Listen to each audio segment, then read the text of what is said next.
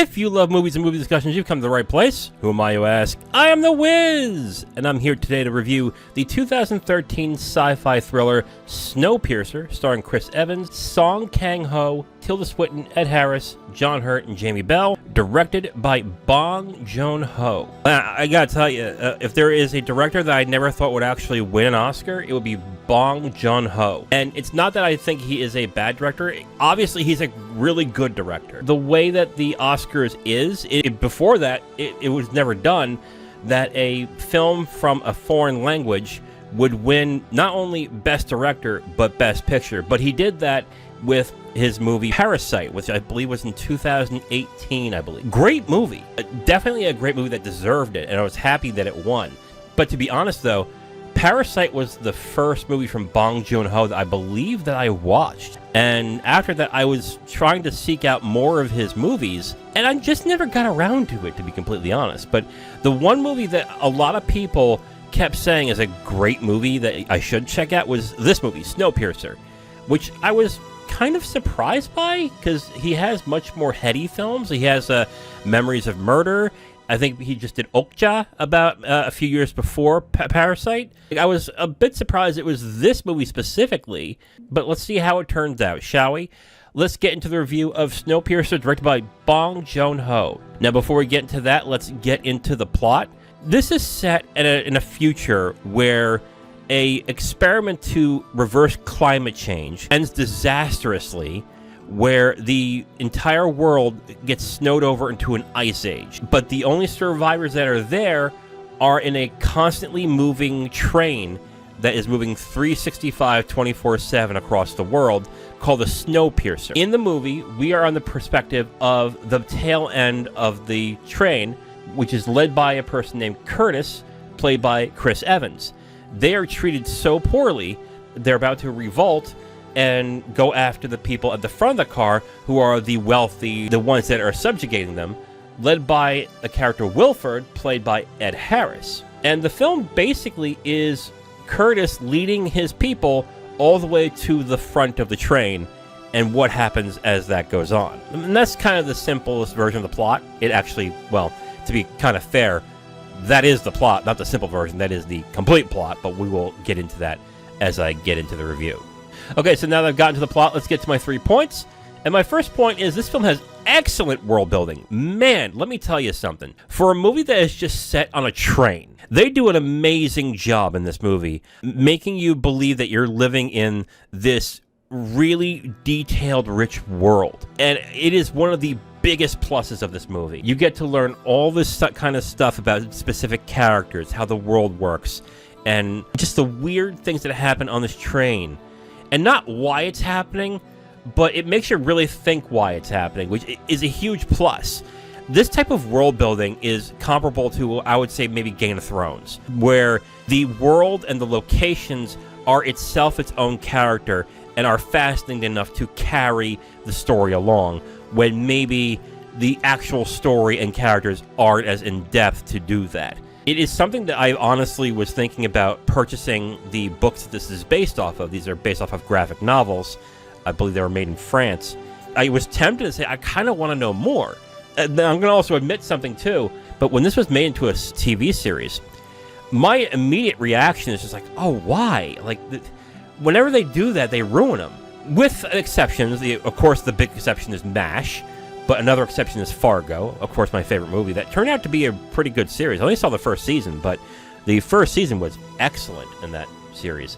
Watching this movie, I instantly understood why, because like, oh my god, like, yes, I would want to spend more time in this world. I want to know more about this. So yeah, this would make a perfect TV series. Almost to the point where I think it should have been a TV series. This should have been a prestige HBO TV series with a big budget and really good actors in it. I haven't seen the TNT version, so there might be. I don't really know, but that's my feeling of it. But the world that this movie builds, I think, is one of its biggest strengths.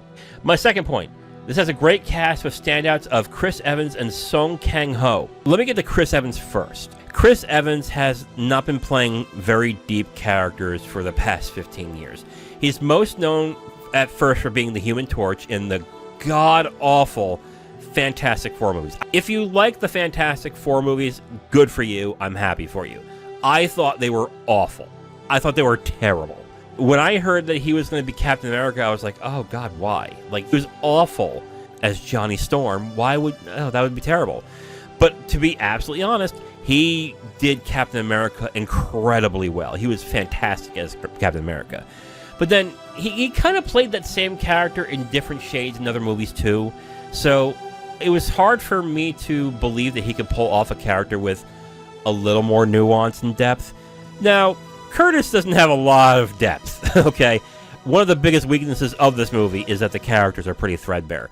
But he does play dark, brooding, and broken pretty damn well. I think he plays this character very well in this movie. But the best performance in this movie is Song Kang-Ho, who plays this engineer who bribes the survivors of the back to open the gates for them to move on to every car. He plays his character really well. He's mysterious. He's considered to be a little broken, a little bit disturbed. He's portrayed as somebody who is addicted to drugs along with his daughter. But his character is very interesting and entertaining, and I think it's mostly due to his performance as well.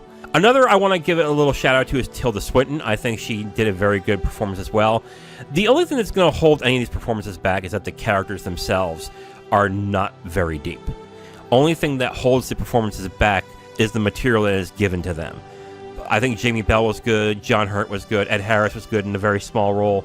Like, these are very good performances. It's a great cast. I had no problems with any of them. Octavia Spencer is very good as well.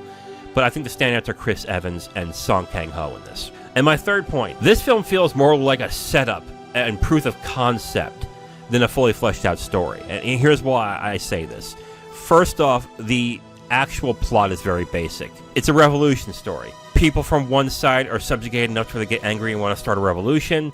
They start a revolution. They reach the end. That's it. That's the movie. What I'm surprised by is two things. One, I'm surprised by that they got to the attack so fast. Like, it starts within the first 30 minutes, which I was actually kind of surprised by, because I thought they would spend more time showing how poorly these people live, how much trouble they are in, all the issues that they're having. They do to a certain point in the first 15, 20 minutes, but I thought they were going to get more into it and why this happened and how it happened, and they really do not get into it that much. But what I will also say is that the characters themselves are also pretty threadbare. Like I said, Curtis is basically a leader who is very conflicted.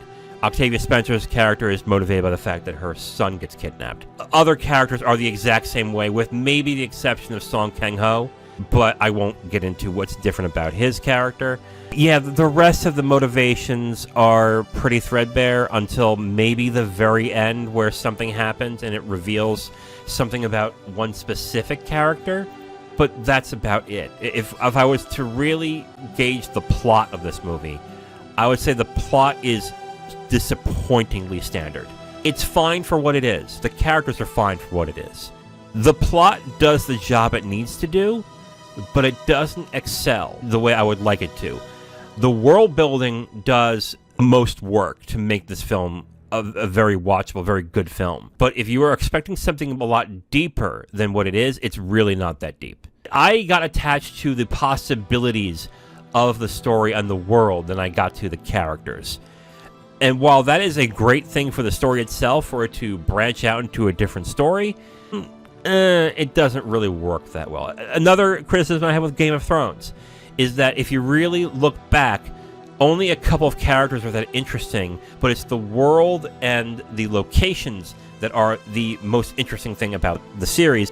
And that's exactly how I feel about the film.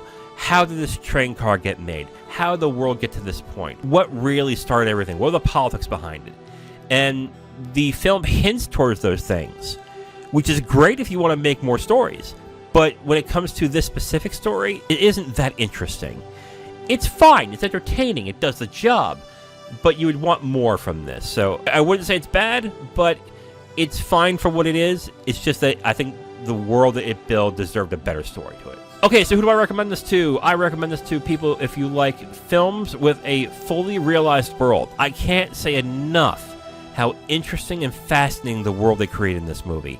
the way that the train is, how it's built, how it's sectioned off, how the pockets of civilizations inside the train act and react, how they're made. It tells itself a different story and has other mysteries behind it that I find fascinating and I would want to dive into more.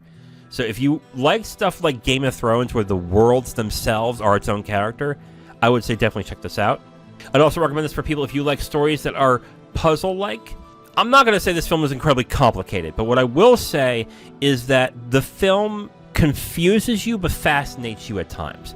Why do people dress a certain way? Why do they act a certain way? What drives them? What motivates them? Why does this character act this way? Like, there are certain questions that are answered and don't get answered throughout the entire film that makes it much more fascinating. I think that if you like films that are kind of confusing or that make you think to a certain extent, but you don't mind that the characters and the story is kind of threadbare, I think you might get something out of it. And who do I not recommend this for? I do not recommend this for somebody if you want a deeper narrative. The disappointing thing about this movie is the fact that its world is fascinating and it seems very deep and fleshed out and has very interesting details that you want to know more about. The problem is that the actual narrative is not that deep. It is we're at point A, let's get to point B. And that is it. No other depth to it other than that, except for maybe some ancillary characters here and there that have their own motivations. I find that crushingly disappointing, but then again, I also think this should have been a TV series before a film, so I might actually check out the TNT series just to see how that turns out and how that is. But in regards to the movie, I think that it is pretty disappointing that they spent so much time on the details of the world, but not on the characters in the story themselves. So if you want a deeper narrative, this is not the movie for you.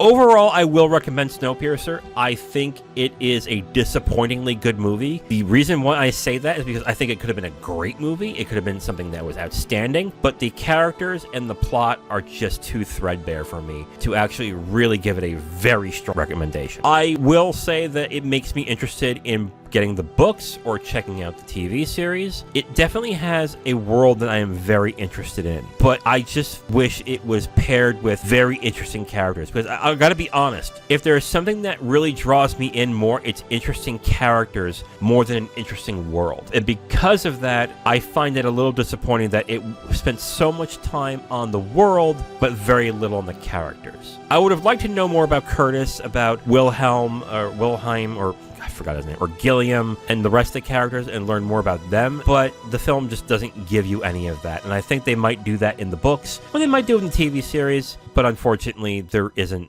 much else to go on with regards to the film. But I do recommend it. I think it's good. It's just not great. I definitely did enjoy it, though. It was a fun movie, but I would have wanted a lot more. So I do recommend Snowpiercer. Check it out on Netflix if you have not seen it. Now, if you want my full review on this movie, you can go to my website at IamTheWiz.com. You'll have my full written review right on the site, along with a link to the video that has this review that you just listened to. Thank you for listening to this review. If you want to know what we're reviewing in the next couple days, you can look on the screen right now to see what's coming up next. If you like what you heard, go ahead and leave a like on this video. If you want to discuss your opinion on the film or the review itself, please leave a comment. And if you want to hear more, subscribe to the channel. Thank you again for listening. I will talk to you next time.